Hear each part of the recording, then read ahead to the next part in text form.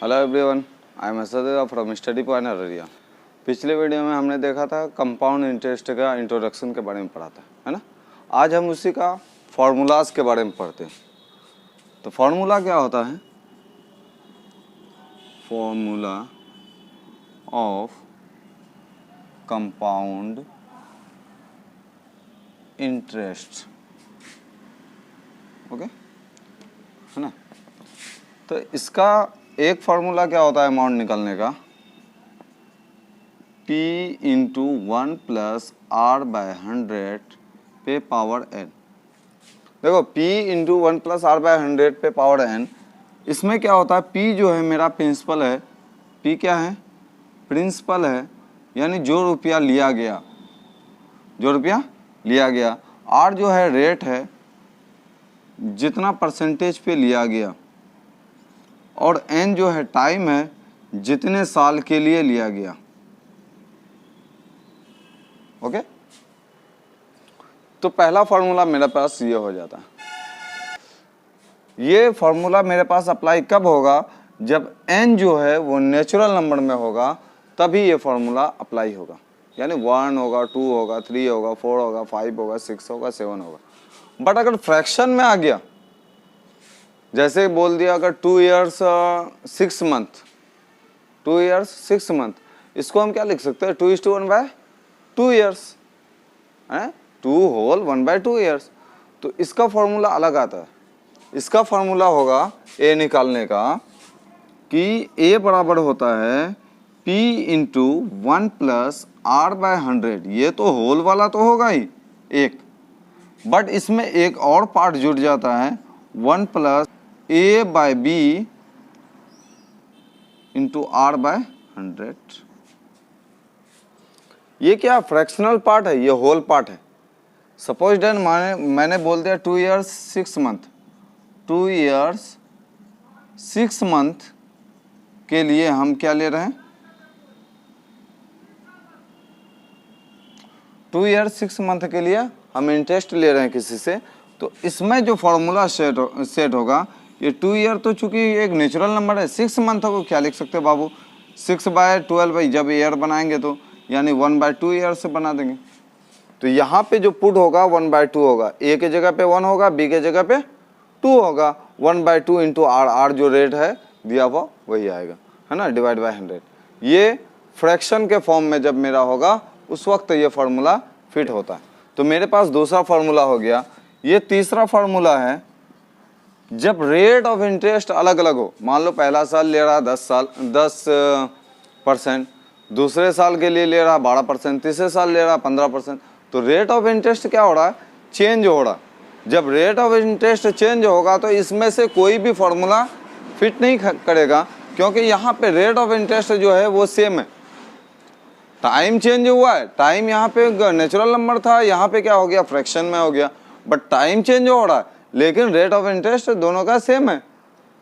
तो यहाँ पे अब क्या करना है? जब रेट ऑफ इंटरेस्ट अलग हो तो उस केस में क्या करते हैं? P इंटू 1 प्लस P/100 यानी rate of interest of first year. उसके बाद हो जाता है 1 प्लस Q/100 यानी rate of interest for second year into 1 plus R/100 यानी rate of interest for third year, है ना। यानी पहले साल के लिए रेट ऑफ इंटरेस्ट, दूसरे साल के लिए, तीसरे साल के लिए रेट ऑफ इंटरेस्ट। जब इसी तरह से बढ़ता जाएगा, मान लो हर साल के लिए अलग अलग होता है, तो इसी तरह से हम आगे बढ़ाते जाएंगे। तो बेसिक फार्मूला मेरे पास ये 3 हो गया हो जाएगा। तो हम एक एक फार्मूला का एक एक एग्जाम्पल लेके देखते हैं। तो आइए शुरू करते हैं। सपोज डेट मेरे पास एक वैल्यू दिया हुआ 12,000, है ना। R दे दिया है 15% एंड T बराबर दे दिया है 2 इयर्स। ये नेचुरल नंबर है, ये रेट ऑफ इंटरेस्ट है, ये प्रिंसिपल है। तो ये किस पे फिट होगा बाबू? पहले वाले फार्मूला पे फिट होगा। तो पहला वाला फार्मूला मेरा क्या कहता है? P इंटू 1 प्लस R/100 पे पावर n। तो हम करके देखते हैं। तो 12,000 12,000 into 1 plus rate of interest कितना है 15/100 पे power 2, okay, that is times in year.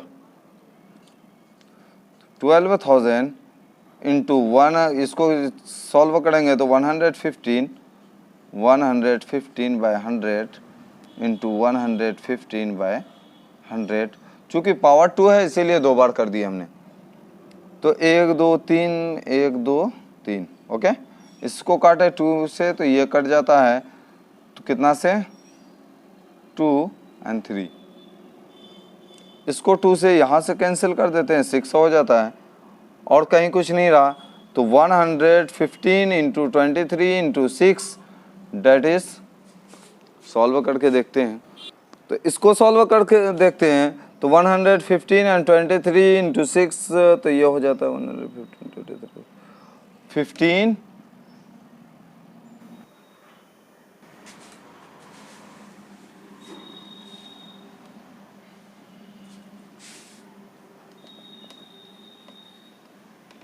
तो ये तो था मेरे पास नेचुरल नंबर में, जब मेरा क्या हो टाइम नेचुरल नंबर। अब हम बात करते हैं जब फ्रैक्शन में हो तब। तो a बराबर क्या होता है मेरे पास formula, p into 1 plus r/100 पे power n into 1 plus a/b into r/100।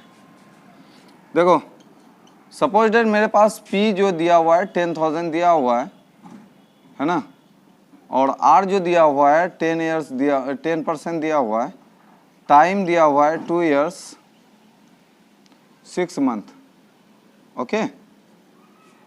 तो 2 years 6 month को इसको एयर में जब कन्वर्ट करेंगे तो डिवाइड बाय 12 होगा, इसको कैंसिल करेंगे तो 1/2 years हो जाएगा ना ये, यानी ये फ्रैक्शन पार्ट में हो गया। तो अब हम इसको पुट कर देते हैं, वैल्यू को बस हो गया 10,000 डाल दिए यहाँ पे, 1 प्लस 10 years 10% है 10/100, होल पार्ट कितना है बाबू 2 years, तो 2 इसमें कर दिए, 1 प्लस 1/2 इंटू 10/100, इससे ये कैंसिल होता है 5 होता है।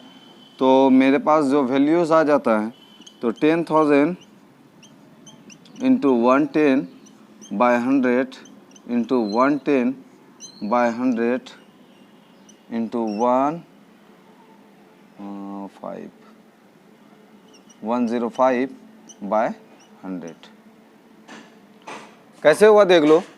1 प्लस इसको इससे, इसके नीचे कुछ नहीं है तो 1 है, इसको इससे डिवाइड किए तो 100 ही हुआ, 100 को 1 से किया तो 100 हुआ, प्लस 10 110 हो गया, इसको 2 बार कर दिया 110/110 क्योंकि 2 पावर 2 है।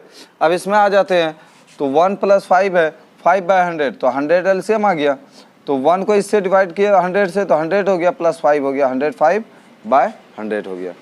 तो अब देखो इसको इसको इसको इसको ये 4 तो कैंसिल हो जाता है ना एक दूसरे के साथ, इसको भी इसको इसके साथ कैंसिल कर देते हैं। अब मेरे पास जो नंबर से बचा क्या बचा 11 इंटू 11 इंटू 105 है ना, तो इसको करते हैं 121, ये होता है 121 इंटू 105, 121 इंटू 105, तो 5 1 ज़ा 5, 5 2 ज़ा 10, 0 एंड 5 1 ज़ा 5 एक 6, तो यहाँ पे हो गया 0 0 0, ओके 1 2 1, तो 5 हो गया यहाँ पे 0 हो गया, यहाँ पे 7 हो गया, यहाँ पे 2 हो गया, यहाँ पे 1 हो गया, तो इसका वैल्यूज जो आ जाता है 12705 आ जाता है। यानी 12,705 रुपये पे करना पड़ा उसको, टोटल रुपीज़ 10,000 लेने के बाद, कि तो कब तक के लिए 2 साल 6 महीने के में, 2 साल 6 महीने में इतना रुपए का पे करना पड़ा 10% इंटरेस्ट के साथ। तो मेरा ख्याल ये तो थी जब फ्रैक्शन पार्ट में हो तब, लेकिन जब रेट ऑफ इंटरेस्ट चेंज हो, रेट ऑफ इंटरेस्ट चेंज हो तब क्या करेंगे, सेम चीज़ को हम उठा के देख लेते हैं। ईयर्स जो है मेरा 2 ईयर्स रहेगा, लेकिन रेट ऑफ इंटरेस्ट चेंज कर देते हैं। तो रेट ऑफ इंटरेस्ट मेरे पास फर्स्ट ईयर के लिए 10% ले लिए, तो सेकंड ईयर के लिए 15% ले लिए। तो चूंकि मेरे हम जानते हैं ए बराबर क्या होता है बाबू, P into 1 plus P by 100 into 1 plus Q by 100। तो P कितना दिया हुआ है 10,000।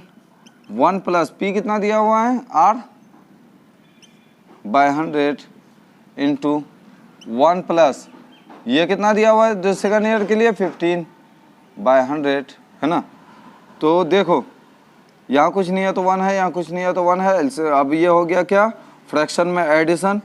तो 10,000 इंटू 1 10 बाय 100 इंटू 1 15 बाय 100। इसको इसको इसको इसको टोटल के साथ कैंसिल कर दो तो मेरे पास ऊपर पे ही बच जाता है 0।